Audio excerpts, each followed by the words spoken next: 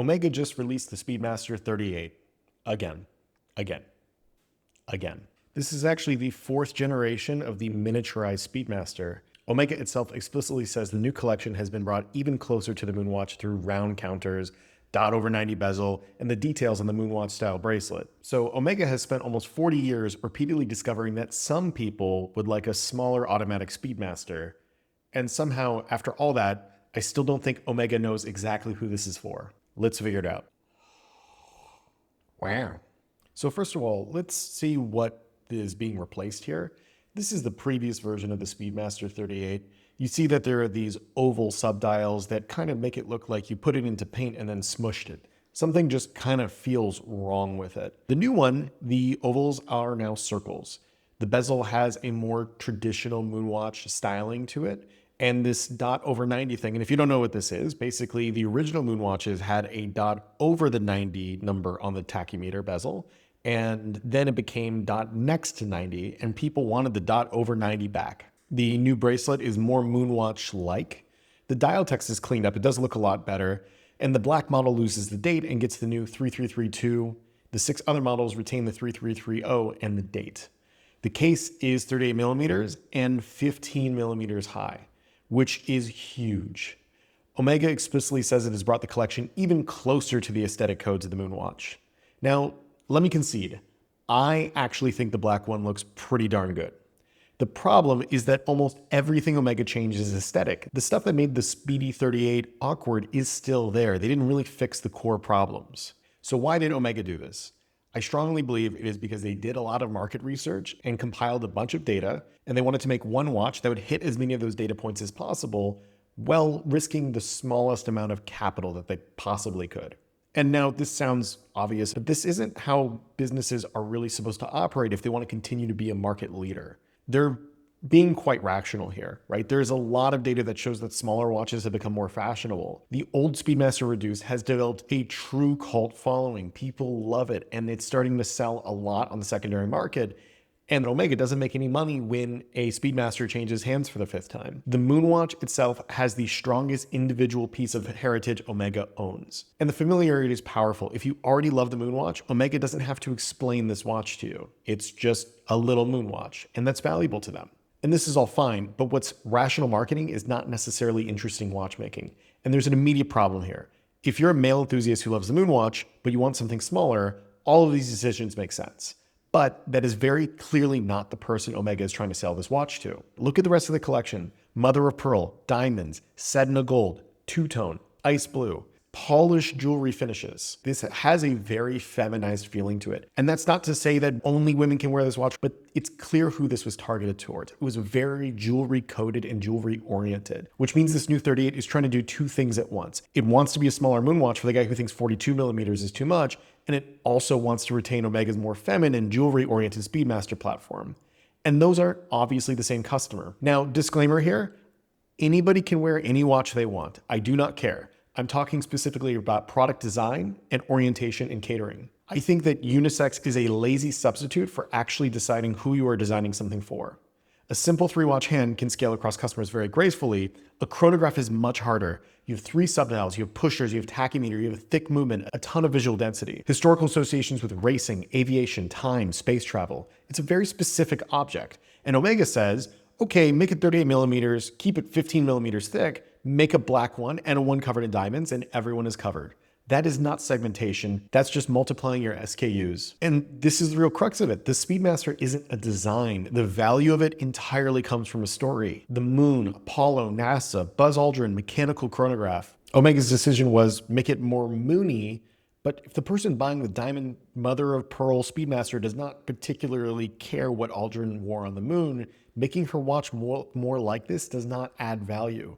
And there's actually data that backs this. Fewer women have had any interaction with news or events involving NASA in the past year. And on the male side, you're trying to make this look like a smaller Speedy. Again, the thickness is wrong. The subdials are way too far apart, so it actually kind of feels like a fake Speedmaster Professional, because I don't know if you know this, the fakes get the subdial spacing wrong.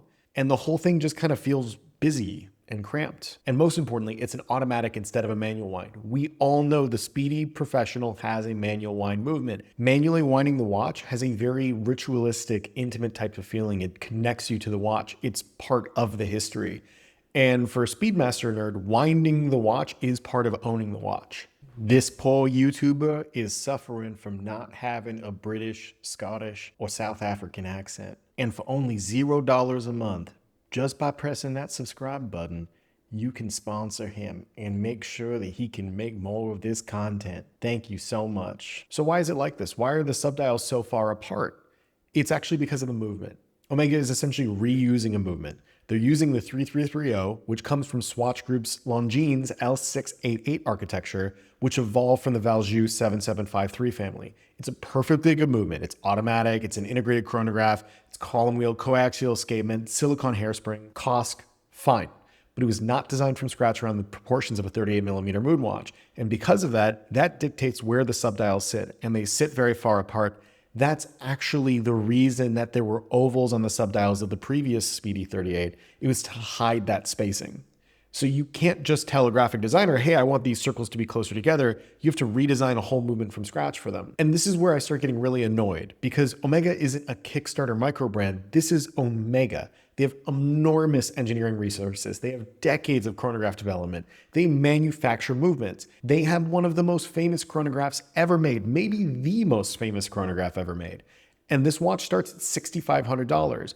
If Omega wanted to build a definitive modern small Speedmaster, the engineering brief should have been start with a movement and make this a smaller Speedmaster. And they can do it. They can make these smaller movements. First one in space, 40mm, 13.4 thick. This is 38mm, 14.75 thick. This is Omega saying they don't want to put the R&D resources into capturing women or capturing the small watch craze, but instead, if maybe we just put the dot over the 90, we'll capture the nerds.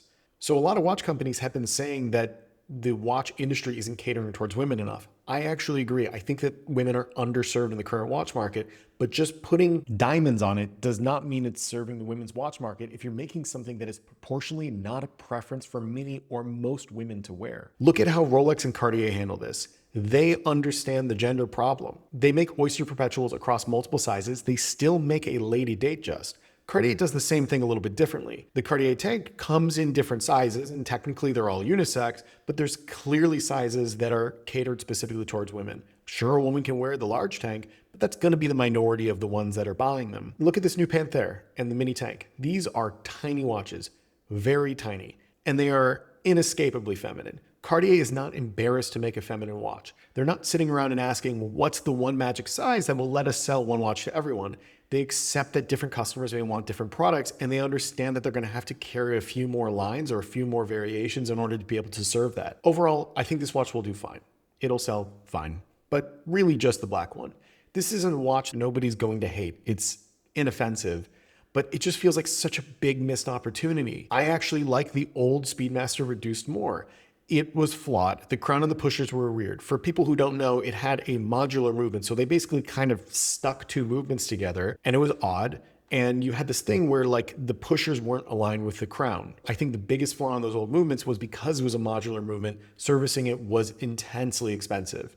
But these are awesome, badass watches. And the crazy part is somehow they are still thinner than this new 38mm Speedmaster.